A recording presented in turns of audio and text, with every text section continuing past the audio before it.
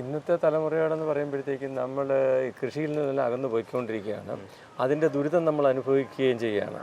Even sugar, പിന്നെ cholesterol, അങ്ങനെയുള്ള അസുഖങ്ങളെല്ലാം ഈ പുതിയ തലമുറയ്ക്കാണ് കൂടുതലും വന്നുകൊണ്ടിരിക്കുന്നത്. 17 വർഷം മുമ്പ് വെറും പാറയും വെറും ഇതായിട്ട് കിടന്നു. ഇങ്ങനെ തണലില്ല, ഈ ഇരിക്കുന്ന ഒറ്റ മരവും ഇല്ല. അതിന് സ്വാമിജി വന്നതിന് ശേഷമാണ് ഇതിനൊക്കെ. ഏതൊരു പ്രദേശത്ത് എന്ത് സാധനമാണോ ഉണ്ടാകുന്നത് അത് അവിടുത്തെ ഭക്ഷണവും മരുന്നുമാണ്. അല്ലാത്തത് കഴിച്ചു കഴിഞ്ഞാൽ നമുക്ക് അസുഖം ഉണ്ടാകും. ഇപ്പോൾ സ്വാമിജി പറയുന്നത് ഗോതമ്പ് കഴിച്ചാൽ കൂടുന്നതാണ്. അല്ല, ഇതിപ്പം ഗോതമ്പ് കഴിച്ചിട്ട് ആരുടേതാ കുറഞ്ഞത്? എല്ലാവരും ഓടിച്ചത് പാരസെറ്റമോൾ കഴിച്ച് കഴിക്കുക. പനി വന്നാലും നമ്മൾ പാരസെറ്റമോൾ, വേദന വന്നാലും കുഴപ്പമില്ല, കാലമുറി വന്നാലും അതെ, അന്നേരം ഓടിച്ചെന്ന് കഴിക്കുന്ന ഇതാണ്. അതുകൊണ്ടാണ് വരുന്നത്. നമ്മുടെ വീടുകളിൽ ഒരു എത്ര സ്ഥലമില്ലെന്ന് പറഞ്ഞാൽ പോലും 5 സെൻറ്റ് സ്ഥലം ഉണ്ടെങ്കിൽ അതിൽ ആ വീട്ടിലുള്ള ആളുകളെല്ലാം കൂടെ അരമണിക്കൂർ ഒന്ന് ശ്രമിക്കുകയാണെങ്കിൽ എല്ലാ ദിവസവും അവർക്ക് 2, 5, 4 പയറ് നടാം, 2, 3 വെണ്ട നടാം, ഒരു വഴുതന നടാം, 5, 6 ചേന നടാം, കാച്ചിൽ നടാം. ഇതെല്ലാം പരിപാലിക്കാം.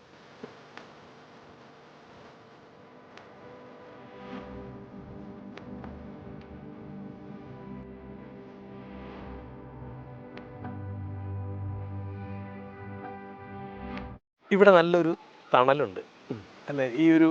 ഇതെങ്ങനെയാണ്? ഇത് ആദ്യമേ ഇങ്ങനെ ഉണ്ടായിരുന്നു അതോ? ഇല്ല, ഇത് ഇപ്പം ഞാൻ ഇവിടെ വന്നിട്ട് 2017 വർഷം കഴിഞ്ഞു.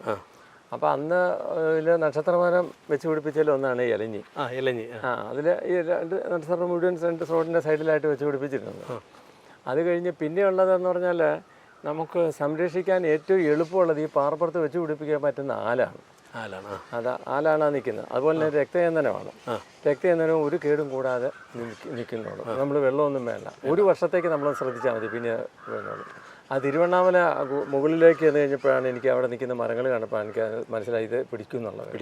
അങ്ങനെയാണ് ഞാൻ ചന്ദനം മേടിച്ചോണ്ട് ഇപ്പോഴും ഇനി 8-10 വെച്ചിട്ടുണ്ട്.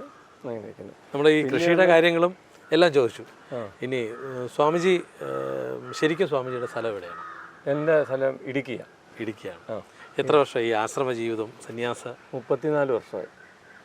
ശിവഗിരി വന്നിട്ട് ചേർന്നിട്ട് ഇവിടേക്ക് വന്നിട്ട് എത്ര കാലം? ഇവിടെ വന്നിട്ട് 17 വർഷമായി. 17 വർഷം കഴിഞ്ഞു. 17 വർഷം മുമ്പ് വെറും പാറയും വെറും ഇതായിട്ട് കിടന്നു. ഇങ്ങനെ തണലില്ല, ഈ ഇരിക്കുന്ന ഒറ്റ മരവും ഇല്ല. അതിന് സ്വാമിജി വന്നതിന് ശേഷമാണ് ഇതിനൊക്കെ. ടൂറിസ്റ്റുകൾ ഇവിടെ വരാറുണ്ടോ? അപൂർവമായിട്ട് വരാറുണ്ട്. ടൂറിസ്റ്റുകളെക്കാൾ കൂടുതൽ ഇവിടെ തീർത്ഥാടകരാണ്. ഇന്നും വന്നിട്ടുണ്ട്.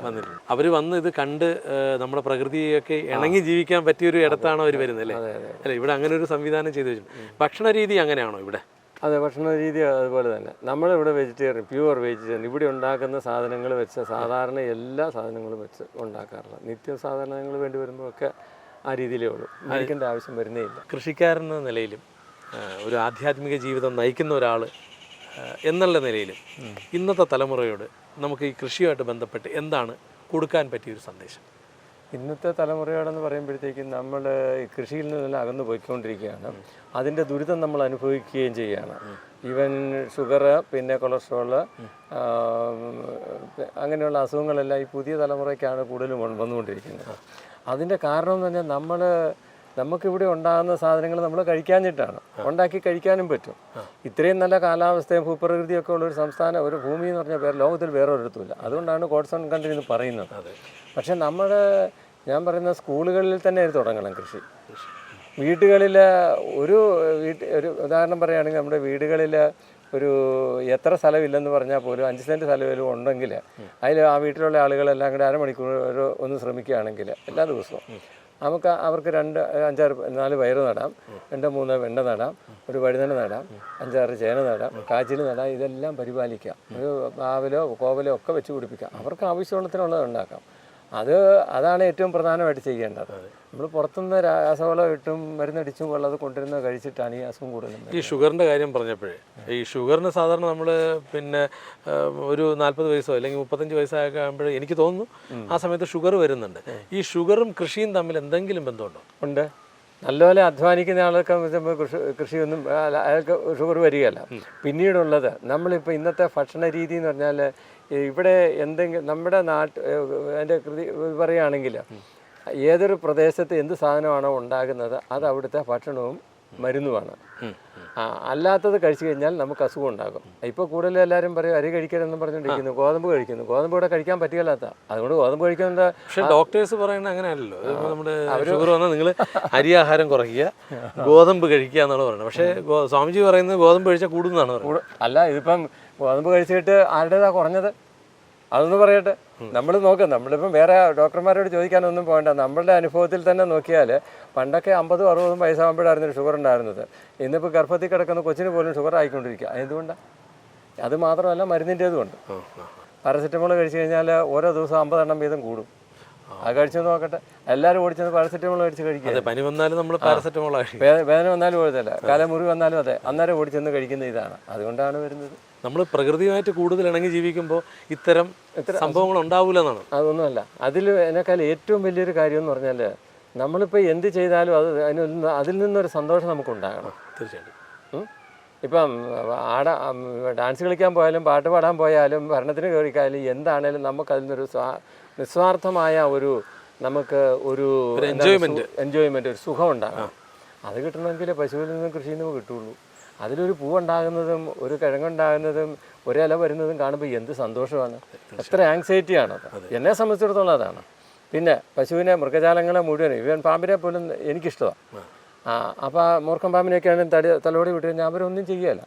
അവർക്ക് വളരെ സാവധാനം ഇവിടെ ഉള്ളവങ്ങളൊക്കെ പോകുള്ളൂ. ഒരെണ്ണത്തിനെ ഉപദ്രവിക്കരുന്ന് ഓടിച്ചു വിടരുന്ന് ഞാൻ പറഞ്ഞിട്ടുണ്ട്. അപ്പം ഇവിടെ ഇഷ്ടം പോലെ ഇഴജന്തുക്കളുണ്ട്, ഇഷ്ടം പോലെ ഉണ്ട്. രാജൻ പോലെ ആരെയും ഒന്നും വലിയ കാര്യമായിട്ടൊന്നും ചെയ്തിട്ടില്ല. നമ്മൾ തലോടാൻ പോയാൽ ചിലപ്പോൾ നമുക്ക് അതൊക്കെ വരും. പക്ഷെ അതിൻ്റെതായ രീതിയിൽ നമ്മൾ ശ്രദ്ധിക്കണം. ഉപദ്രവിക്കാതിരുന്നാൽ മതി, ശ്രദ്ധിച്ച് നടക്കുക. ഇവിടെ ഇത്രയും ആളുകൾ ഇതിൽ വന്നു പോയിട്ടും ഇതിനകത്തൂടെ ആളുകളെല്ലാം കയറി നടന്നിട്ടും ഒന്നും ആരെയും ഉപദ്രവിക്കുന്നില്ലല്ലോ. അവരുടെ രീതിയിൽ അവർ മാറിപ്പോക്കുള്ളൂ, അത്രയേ ഉള്ളൂ. നമ്മൾ അവരെ അങ്ങോട്ട് ഒന്നും ചെയ്യാതിരുന്നാൽ മതി. അതിപ്പോൾ ഉദാഹരണം പറയുകയാണെങ്കിൽ, ഹിന്ദിക്കാരിവിടെ അതിൻ്റെ പണി നടന്നുകൊണ്ടിരുന്ന അവസരത്തിൽ ഹിന്ദിക്കാർ കാണുമ്പോൾ അന്നേരം നമസ്കരിക്കും, നമ്മളാണെങ്കിൽ അന്നേരം തല്ലിക്കൊല്ലും. അപ്പോൾ അവിടെ ഒരു പാമ്പിൻ്റെ ഒരു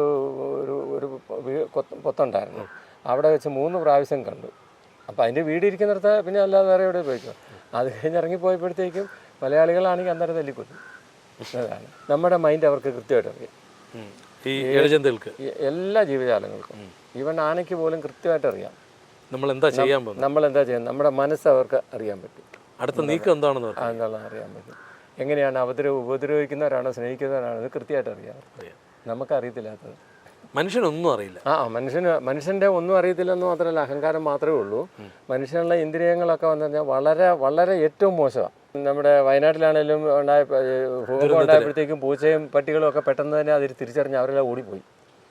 മനുഷ്യനറിയാൻ പറ്റിയില്ലല്ലോ. എനിക്കൊരു പ്രകൃതിയുമായിട്ട് ഇണങ്ങി ജീവിക്കാത്തതിന്റെ കുഴപ്പങ്ങളാണ് അല്ലേ? പ്രകൃതിക്ക് വരുന്ന മാറ്റങ്ങൾ പണ്ടുള്ളവർ തിരിച്ചറിയുമായിരുന്നു. നമുക്ക് സമയം നോക്കാനും സൂര്യന്റെ പ്രകാശവും നിഴലൊക്കെ നോക്കി നമ്മൾ ഒരു കാലത്ത് പറഞ്ഞ നമ്മൾ പിന്നെ അതൊക്കെ മാറിപ്പോയപ്പോൾ നമ്മൾ പ്രകൃതിയായിട്ട് അകന്നു. ദുരന്തങ്ങളെല്ലാം നമ്മൾ ഏറ്റുവാങ്ങേണ്ടി വന്നു. തീർച്ചയായിട്ടും. അപ്പോൾ ഈ കൃഷി എന്ന് പറയുന്നത് പ്രകൃതിക്ക് സംരക്ഷണമാണ്, പ്രകൃതി ആരാധനയാണ്, പ്രകൃതി ജീവനമാണ്. അതുകൊണ്ട് കൃഷി ചെയ്യുന്നത് ഒരിക്കലും പ്രകൃതിയെ ചൂഷണം ചെയ്യുന്നതല്ല. നമ്മൾ പ്രകൃതിയിലേക്ക് ഇട്ട് കൊടുക്കുകയാണ്, വളവും മറ്റും എല്ലാം ആയിട്ട് ഇട്ട് കൊടുത്ത് പ്രകൃതിയെ സമ്പുഷ്ടമാക്കുകയാണ്. ഇപ്പം നമ്മൾ ഉദാഹരണമല്ല ഈ മരം നിൽക്കുന്നത്. അപ്പോൾ അവിടെ നിൽക്കുമ്പോഴത്തേക്ക് ഇവിടെ എന്തെങ്കിലും കുഴപ്പമുണ്ടോ? പ്രകൃതിക്കൊന്നുമില്ല, പ്രകൃതിക്ക് നല്ലതായതേ ഉള്ളൂ.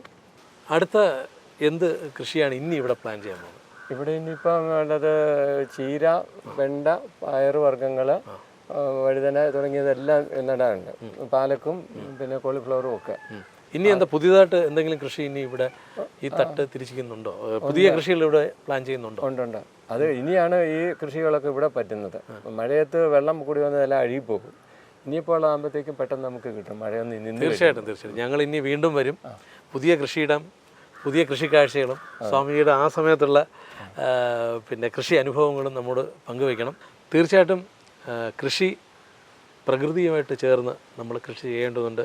നമ്മുടെ ആരോഗ്യം നമ്മൾ ശ്രദ്ധിക്കേണ്ടതുണ്ട്. പുതിയ കാർഷിക വിശേഷങ്ങളുമായി വീണ്ടും കാണാം.